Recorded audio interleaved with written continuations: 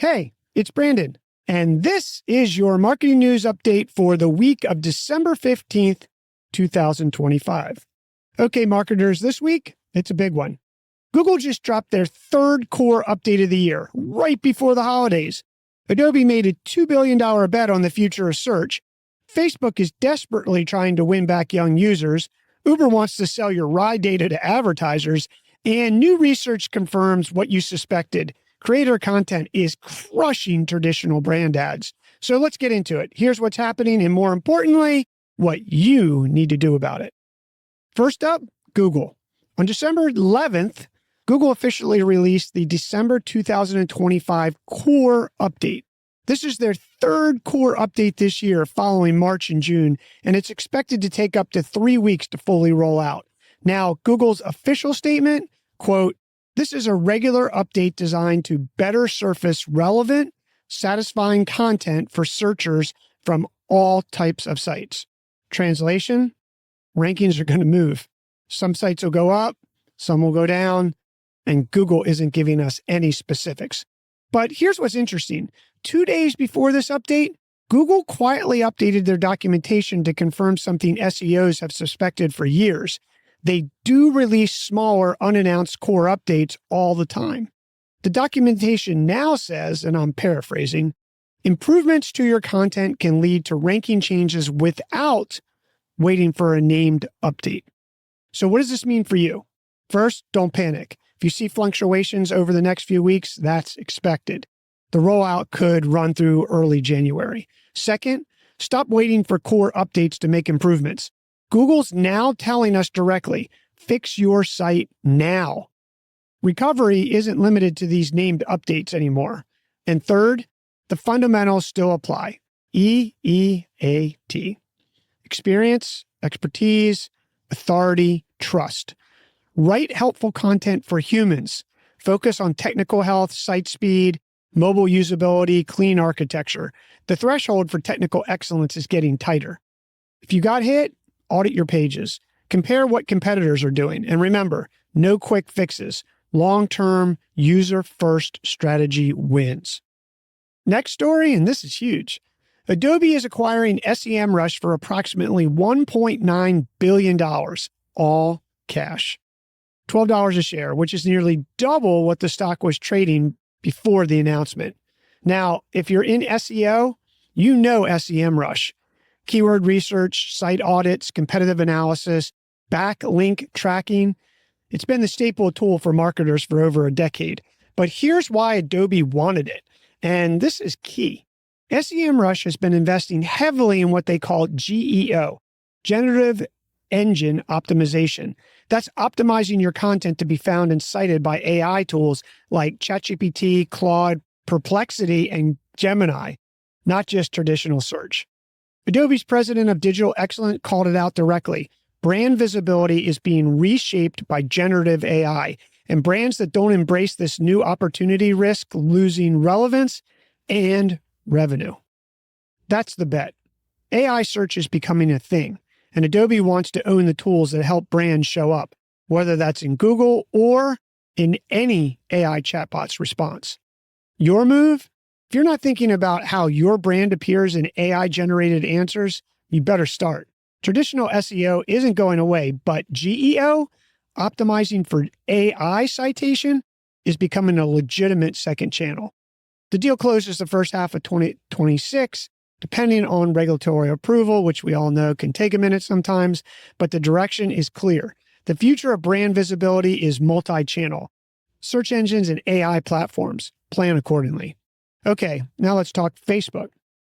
On December 9th, Meta announced what they're calling their biggest Facebook redesign in years, and it's all about one thing: winning back Gen Z. Here's the reality. Facebook still has 3 billion global users, but in the US, growth is flat. And among American teens, usage has been declining for a decade. Pew Research says only about 31% of teens now use Facebook, down from 71% 10 years ago. So what's Meta doing? First, Marketplace is getting prime real estate. It's moving to the bottom of the navigation bar. Why?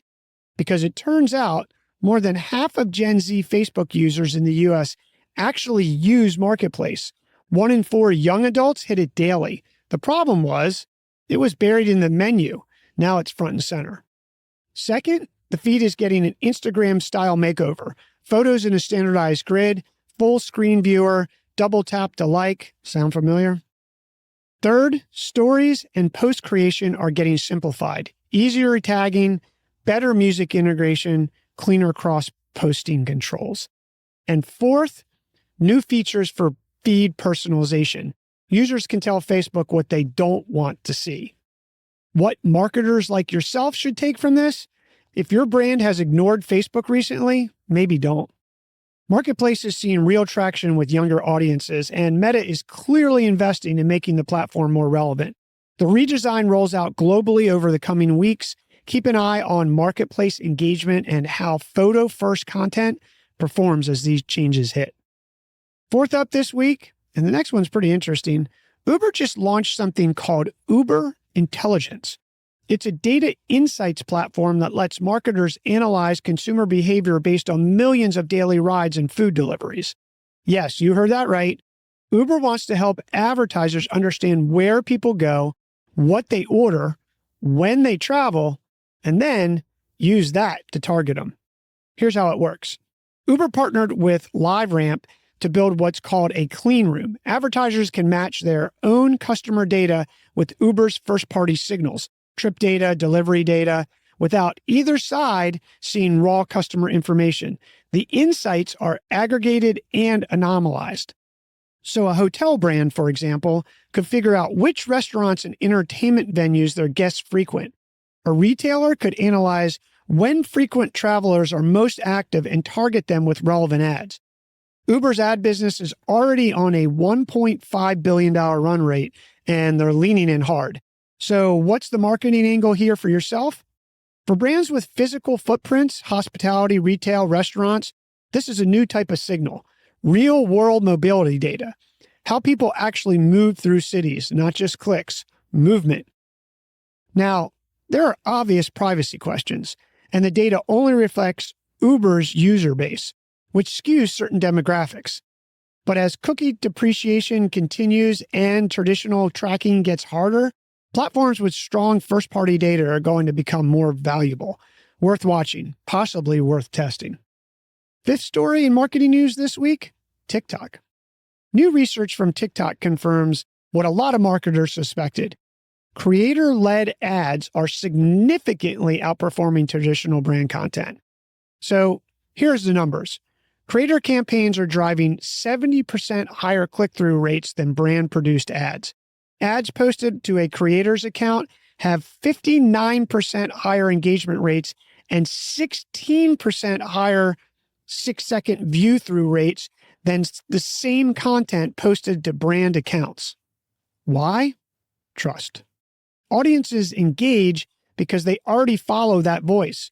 When a creator talks about a product, it feels like a recommendation from someone they know, not an interruption from a company. TikTok has found that brands need 2 content strategies working together. 1, buzzy campaign moments, big launches, seasonal events. 2, always-on creator content that keeps the brand present between those peaks. Your marketing action item? If you're running TikTok campaigns without creator partnerships, you're leaving performance on the table. The data is clear. Creator voices drive results. And don't just think macro influencers. Micro influencers, 10,000 to 50,000 followers, often deliver higher engagement at lower costs. Authenticity scales. And our last marketing news story of the day, we're going to zoom out with some fresh data on where people actually spend their time. Pew Research just released their 2025 social media usage report based on surveys of over 5,000 U.S. adults. Top line, YouTube remains the most widely used platform. 84% of U.S. adults say they use it. Facebook comes in second at 71%, and Instagram rounds out the top 3 at 50%. But here's where it gets nuanced. When it comes to daily use, Facebook leads. 52% of adults go on Facebook every day. 37% open it several times a day. YouTube is close behind at 48% daily. TikTok, 24% daily use. age gaps are massive. Nearly half of 18 to 29-year-olds use TikTok daily. Among adults 65 and older, just 5%. And X, formerly Twitter, declining. Only 21% of adults use it now. Among Democrats, usage dropped from 26% 2 years ago to 19% today. Republicans are now slightly more likely to use X. Oh, and Threads, 8% usage. Blue Sky, 4%. What's the marketing takeaway here? YouTube and Facebook are still massive. If your strategy ignores them, you're missing huge reach. But demographics matter.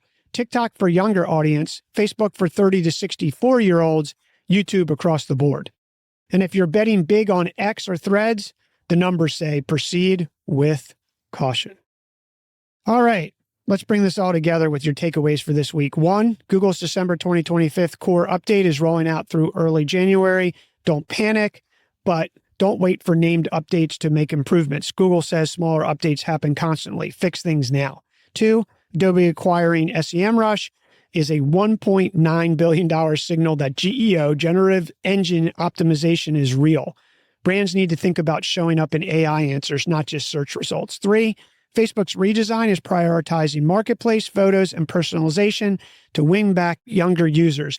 Don't sleep on Facebook if you have products or services that fit. 4, Uber Intelligence is a new data play offering real-world mobility insights for advertisers. If you're in hospitality, retail, or any location-based business, it's worth exploring. 5, TikTok creator ads are driving 70% higher click-through rates than brand content. If you're on TikTok, creator partnerships should be part of your strategy. And last story, Pew's data research confirms YouTube and Facebook still dominate, but audience demographics vary wildly by platform. Match your channel strategy to where your audience actually is. That's your marketing news for this week of December 15th, 2026. Tune in next Wednesday for the next episode in Marketing News, and don't forget to listen to the other great episodes on the Marketing Podcast this week. Your marketing move.